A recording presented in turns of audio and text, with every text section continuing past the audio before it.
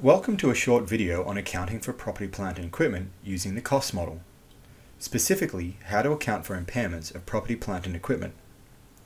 There are three key issues in relation to the accounting for property, plant and equipment.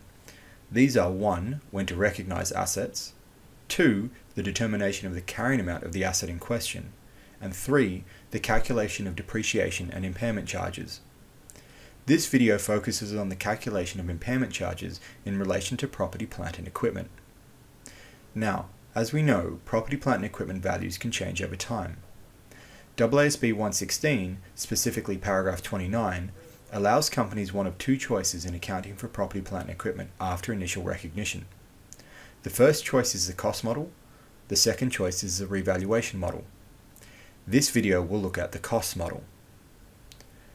When calculating impairment charges, paragraph 63 of AASB 116 directs us to AASB 136, Impairment of Assets.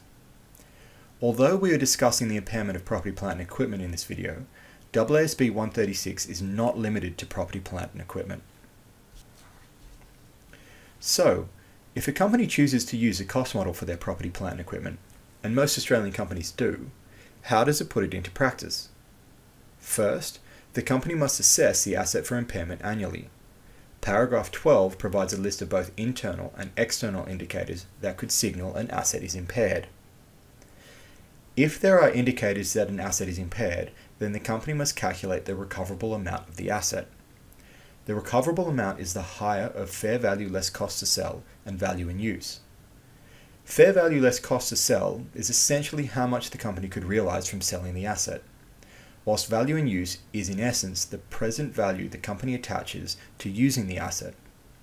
For example, imagine prime downtown real estate currently used as a car park. It may have a value in use as a car park of $4 million. This would be based on a present value analysis of expected future cash flows. However, if the land was sold to developers, it could net the owners $10 million. As the fair value less cost to sell of $10 million is greater than the value in use of $4 million, the recoverable amount is $10 million. Once we have the recoverable amount, we compare it to the carrying value. If the recoverable amount is less than the carrying value of the asset, then the asset is impaired and is written down. If the recoverable amount is higher than the carrying value, and there have been no previous impairments, then the asset is not impaired and you do nothing.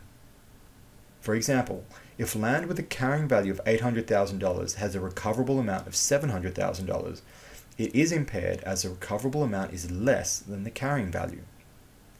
As such, you debit impairment loss $100,000 and credit accumulated impairment $100,000. Impairments can be reversed when the conditions which led to their original impairment have been lifted. For example, the Cross City Tunnel, which is a toll road in Sydney, was impaired because nobody was driving through it, and toll roads rely on traffic to generate revenue. If traffic did start using it, then this may be an indication that the impairment loss previously recognized no longer exists, or at least has decreased. In that situation, the company would calculate the recoverable amount again, and if the recoverable amount was greater than the carrying value, an impairment reversal can take place. However, this is capped to what we'll call the ceiling. The ceiling, as discussed in paragraph 117, is the carrying amount of the asset had no impairment taken place.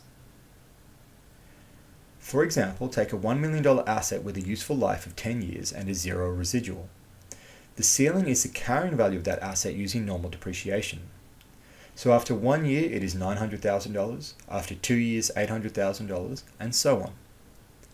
We will make a simplifying assumption that no changes to useful life or residual value have or will occur. Let's assume this asset has been written down at some point in the first 6 years. So at year 6 it has a carrying value of $230,000. However, its recoverable amount is $725,000. Whilst we can reverse the impairment, the ceiling at 6 years is $400,000, which means the impairment can only be reversed by $170,000, so the new carrying value is $400,000.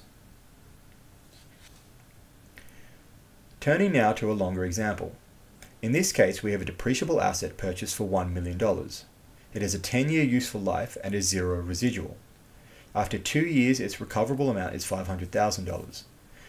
We're assuming we've got to this point because of the existence of at least one indicator of impairment. The first thing to determine is the carrying value of the asset. The depreciation expense is $100,000 each year, so after 2 years, the total accumulated depreciation is $200,000. Deducting this from the cost of the asset gives us a carrying value of $800,000. This is greater than the recoverable amount of $500,000, so the asset is impaired and we have to write it down by $300,000. So debit loss $300,000, credit accumulated impairment $300,000. The next piece of information is that 2 years later, the conditions which led to the impairment have lifted, and the asset's recoverable amount is $900,000. So again, we compare it to its current carrying value. For this, cost is the original cost of the asset. In this instance, that is $1 million.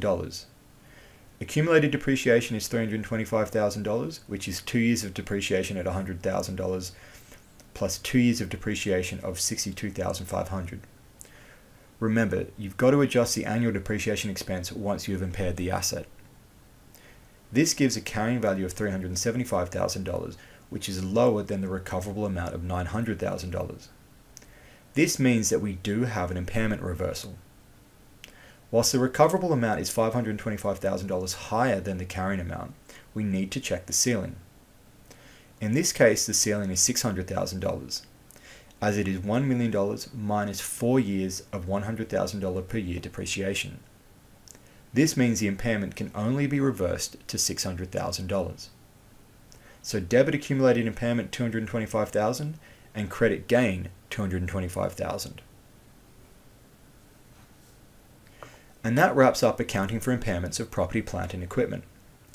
The key takeaway points are: 1. Check indicators for impairment annually. 2. Impairment losses go to profit and loss. 3. Impairment reversals go to profit and loss as well. 4. Impairment losses are capped at the ceiling. So even if the recoverable amount is higher than the ceiling, the reversal can only be to the ceiling. 5. Do not remove depreciation prior to the revaluation. And finally, 6. Recalculate the annual depreciation expense after the revaluation. I hope that helps. If you have any comments, questions or feedback, you can either leave them here on this video or tweet me at Dr. Dave Bond.